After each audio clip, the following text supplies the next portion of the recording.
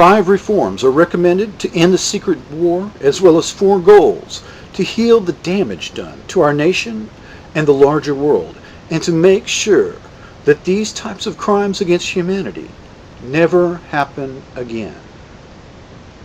The world is facing more than the loss of a few hundred political activists or a few thousand whistleblowers and do-gooders.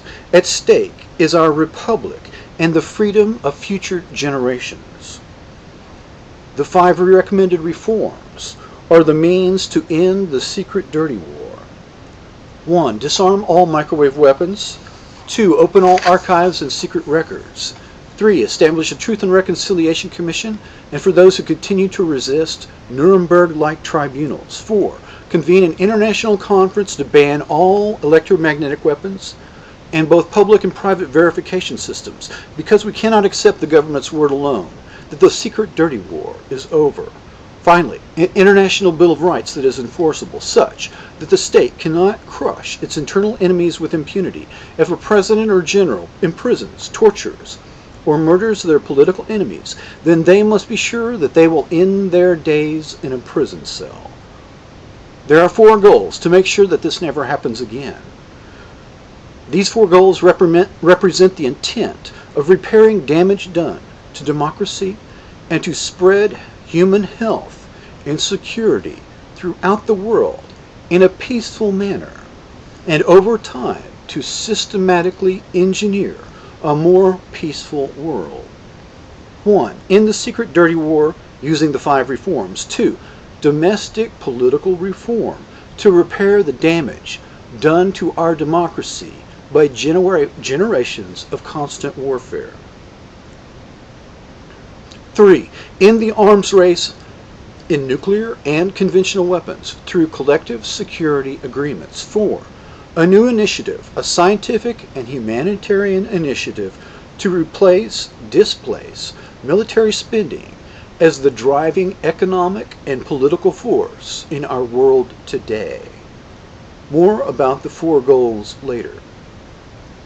After World War II, the United States and the USSR descended into the Cold War.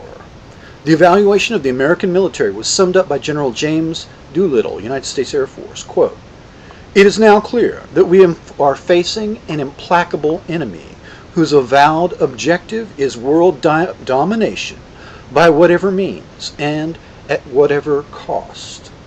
There are no rules in such a game, and if the U.S. is to survive, we must develop effective espionage services and learn to subvert, sabotage, and destroy our enemies by more clever means than those used against us."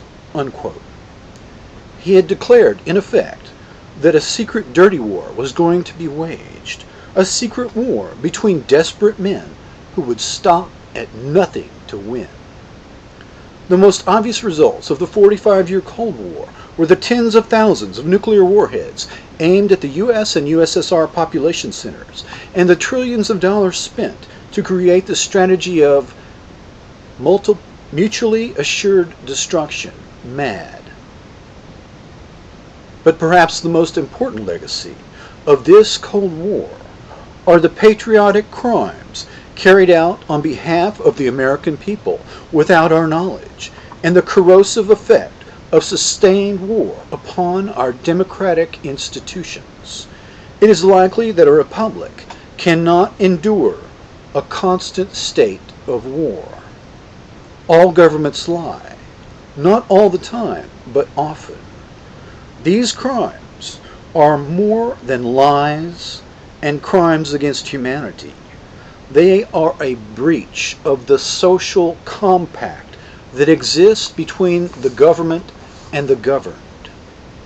Fundamental reform is perhaps the only chance that the nation and the world has to step back from a new form of war without end, a new form of human exploitation and state-sponsored torture and murder.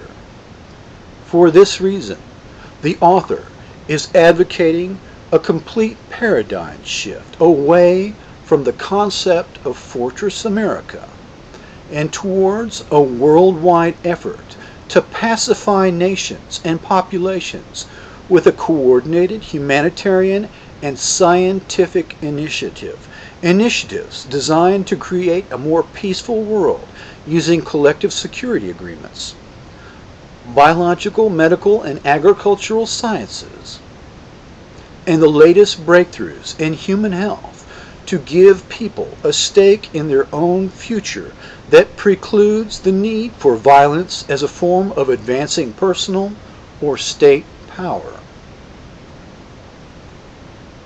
Thank you.